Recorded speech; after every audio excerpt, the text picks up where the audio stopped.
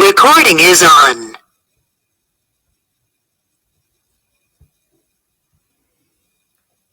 Bueno, en esta segunda parte de la clase vamos a ver aterosclerosis.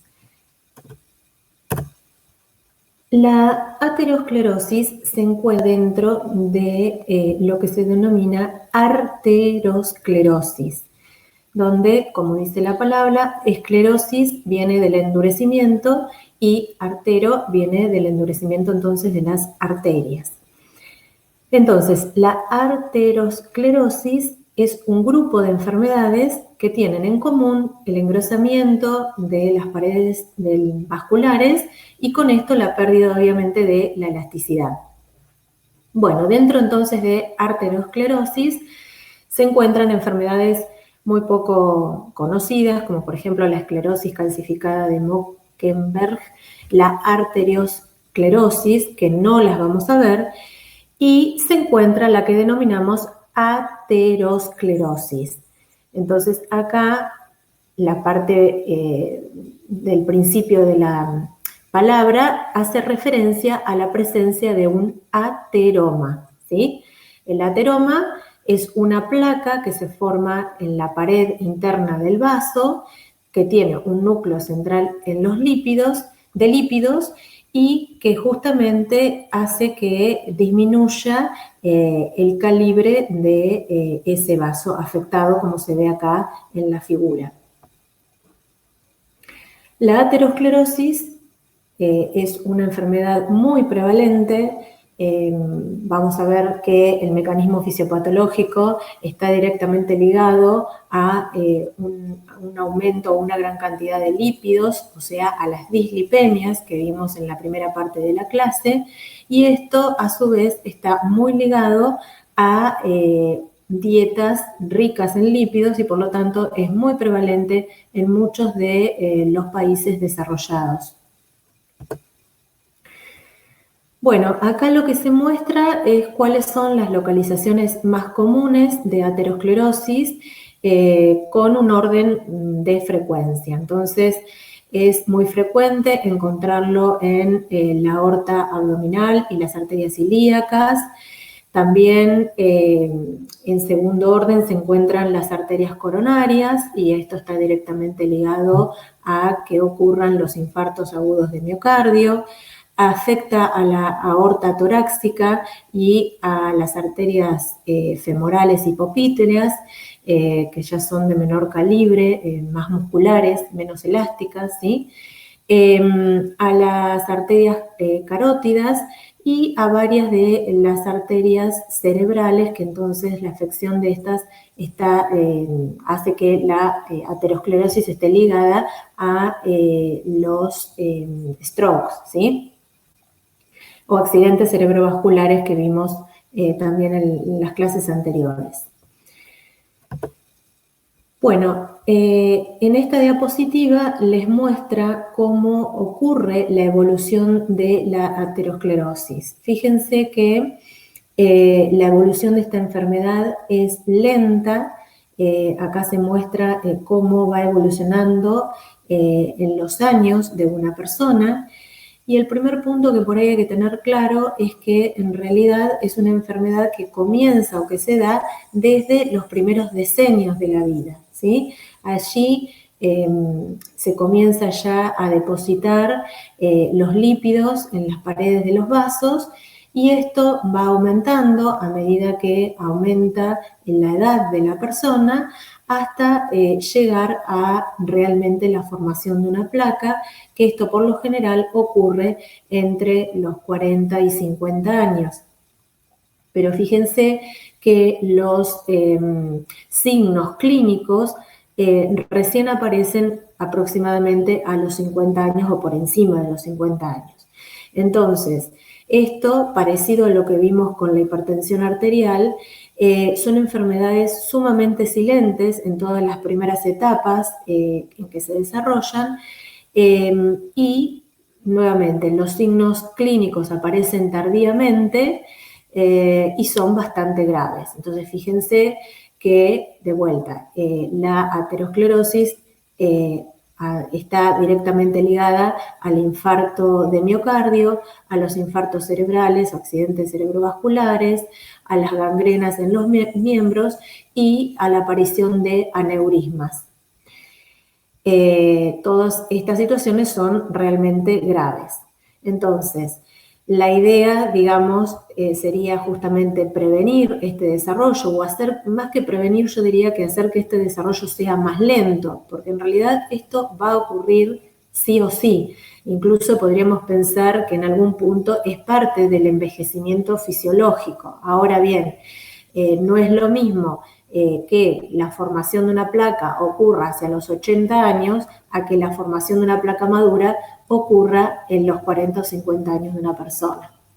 Entonces la idea sería poder enlentecer este proceso y hacerlo que las consecuencias clínicas graves recién aparezcan en personas que tengan, no sé, entre 70 y 80 años. Bueno, acá les muestra cuáles son las lesiones que produce la aterosclerosis en la aorta, donde se ve claramente que cuando la lesión es leve solo aparecen algunas porciones fibrosas y en la figura B se observan cuáles son las lesiones graves y bueno, se ve realmente una afectación muy importante de todo el vaso. Acá se muestra cómo está compuesta lo que denominamos una placa aterosclerótica madura. Una placa aterosclerótica madura está compuesta, fíjense, por un lado tiene la capa de endotelio, por debajo del endotelio aparecen ya células y estructuras que normalmente no se encuentran. Fíjense que por un lado hay una cubierta fibrosa de lo que sería realmente la placa y la placa también está formada entonces por lípidos sueltos, macrófagos y fíjense que en esta zona también hay células de músculo liso, cuando normalmente las células del músculo liso tendrían que estar ubicadas únicamente en la parte media. Después vamos a ver bien cuál es este proceso o este mecanismo fisiopatológico y realmente hay una migración de células de músculo liso hacia el subendotelio. Por otro lado, también vemos que los macrófagos, incluso algunas de estas células de músculo liso, tienen endocitados una gran cantidad de lípidos que son en realidad LDL oxidadas. También en el centro, que llamamos necrótico de la placa, hay restos celulares, cristales de colesterol y bueno, y estas células que tienen endocitados los lípidos que se denominan células espumosas.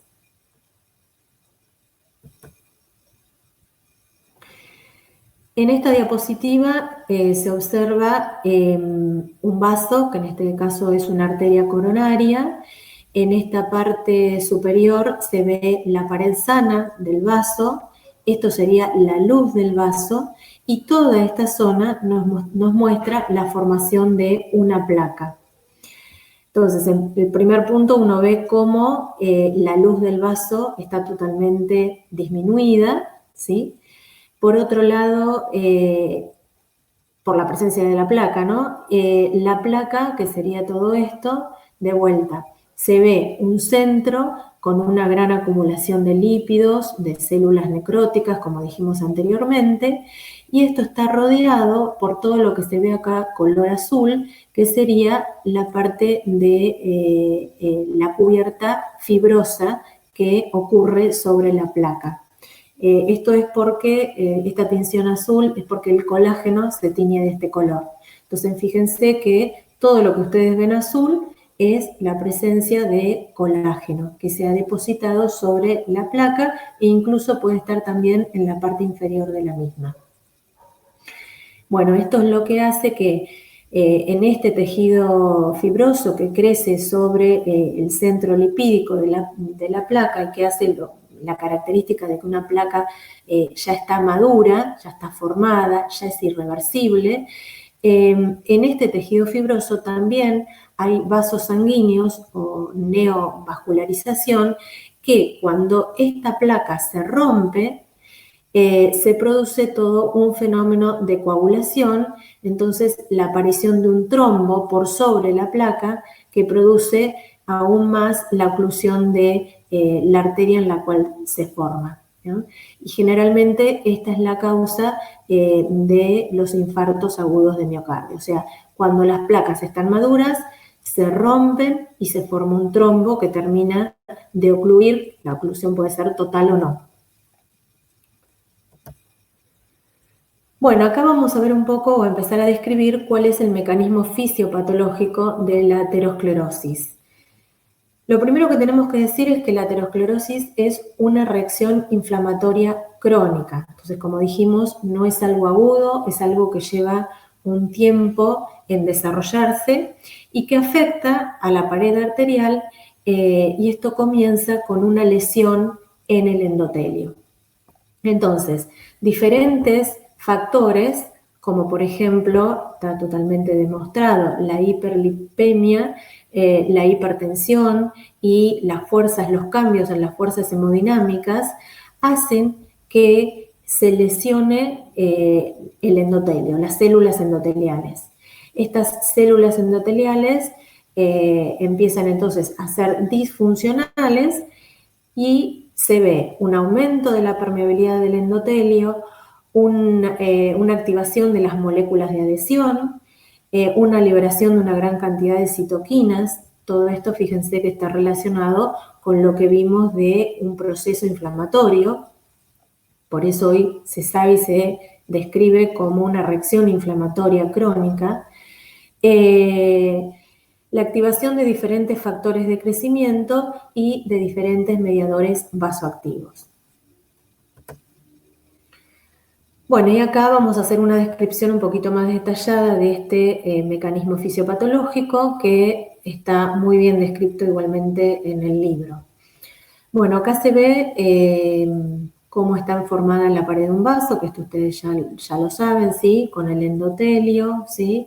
La media formada por las células de músculo liso y la adventicia por fuera del vaso. Entonces dijimos que este mecanismo fisiopatológico comienza con la lesión del endotelio de forma crónica.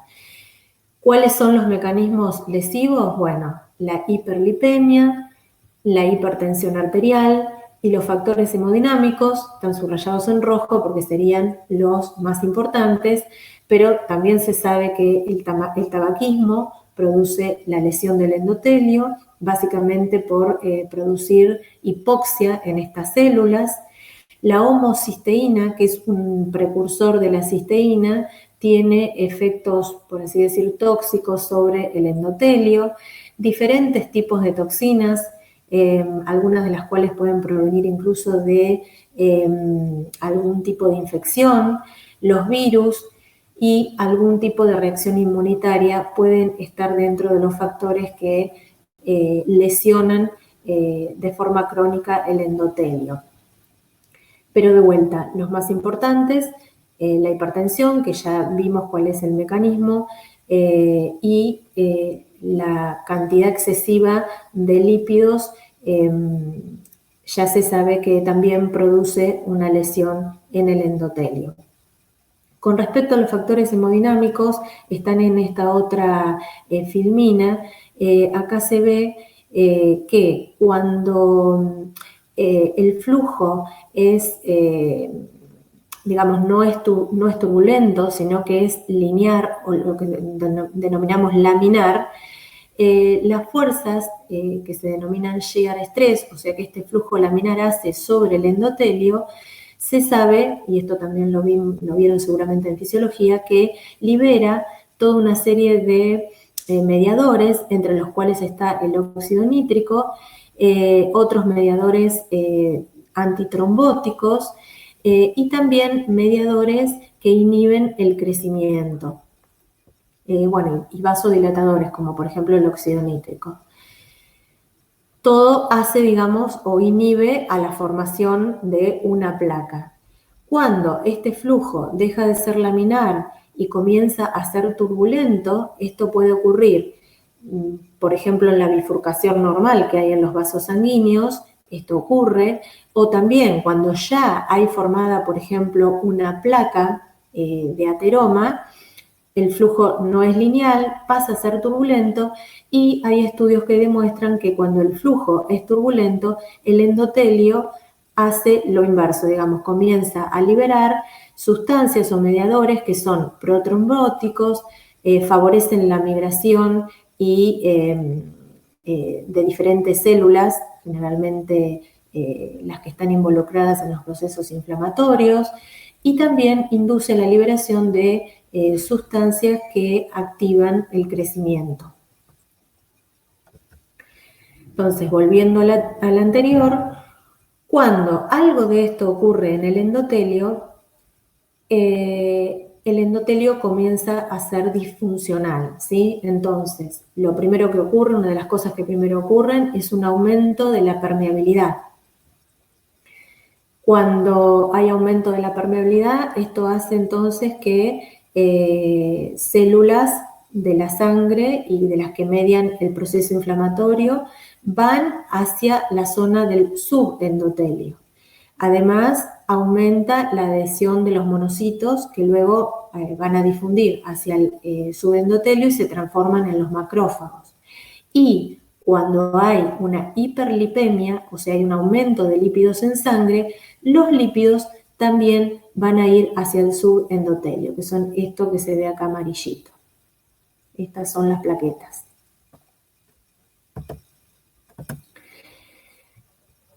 Bueno, si esto persiste en el tiempo, los macrófagos comienzan a endocitar los lípidos. Estos lípidos siempre son los LDL, y comienzan tanto el endotelio como los macrófagos a liberar factores de crecimiento y hacen que comiencen a migrar células del músculo liso, que normalmente están en la media, comienzan a migrar también hacia esta zona del subendotelio.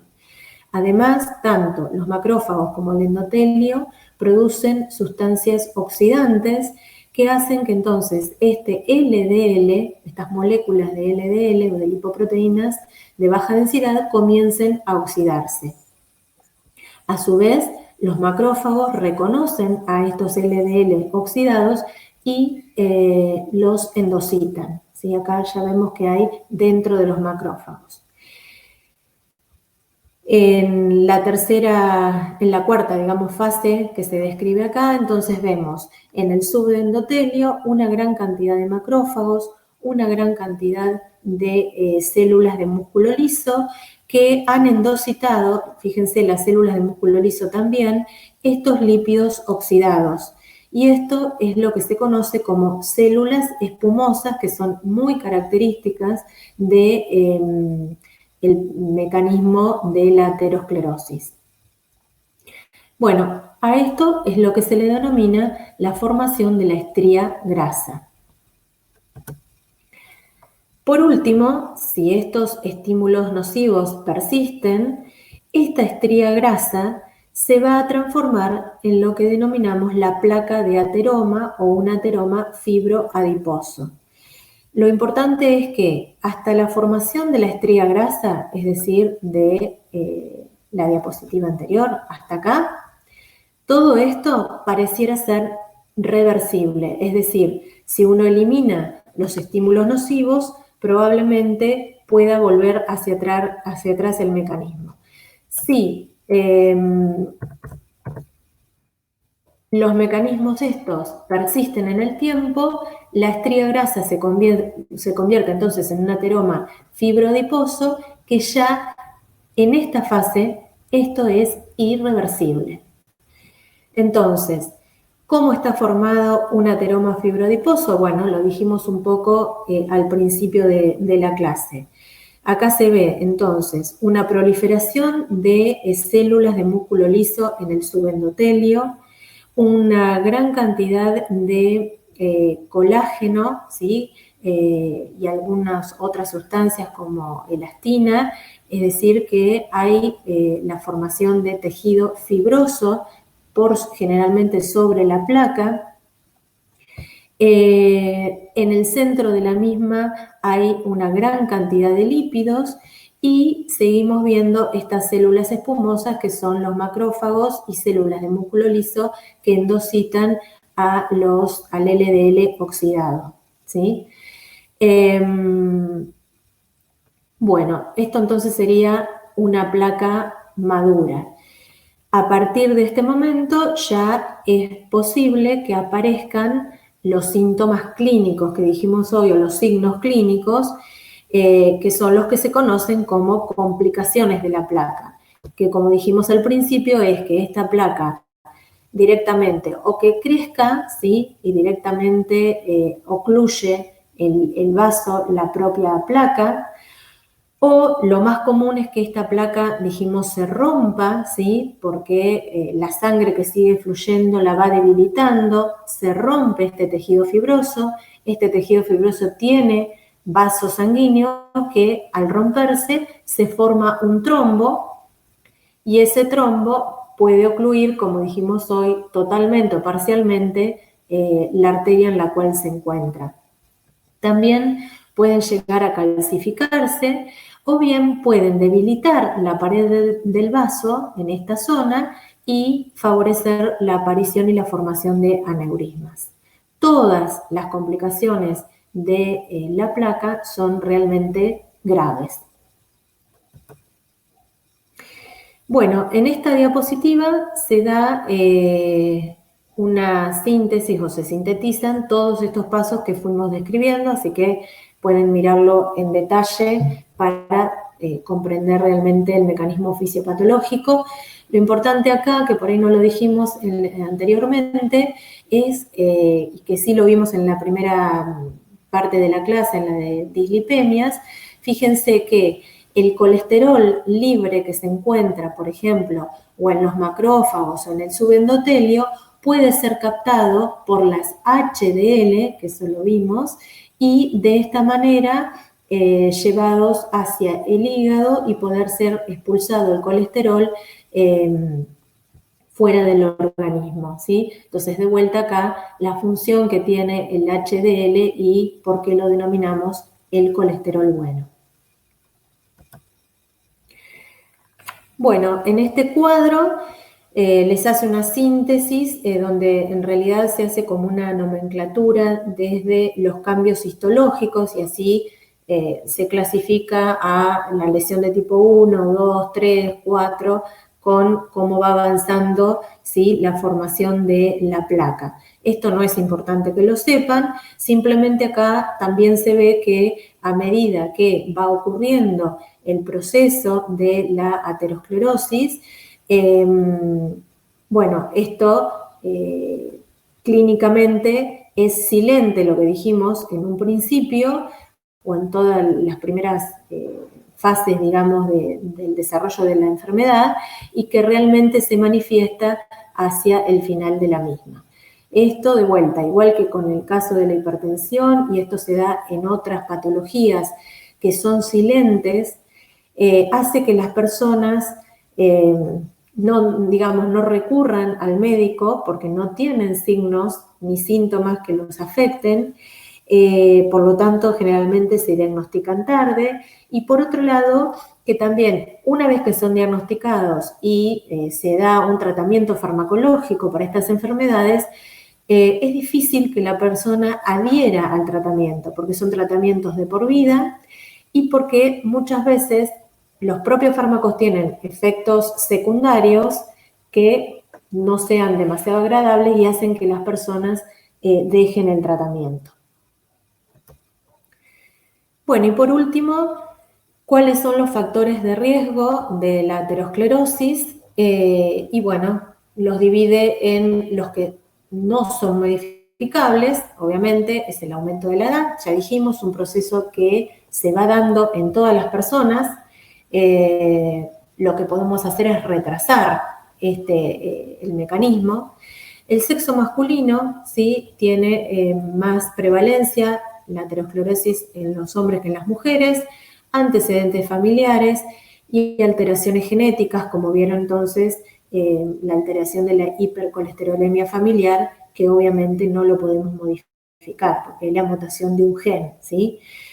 Acá les da los posiblemente modificables, que yo, la palabra posiblemente por ahí la podríamos sacar, porque hoy por hoy, ya sea por los fármacos o por cambios en los hábitos de vida, muchos de estos son muy modificables, ¿sí? La hiperlipemia, si bien puede haber antecedentes familiares que nos predispongan a tener una hipercolesterolemia, hoy se sabe que con una dieta adecuada y haciéndola durante toda la vida, esto lo podemos minimizar.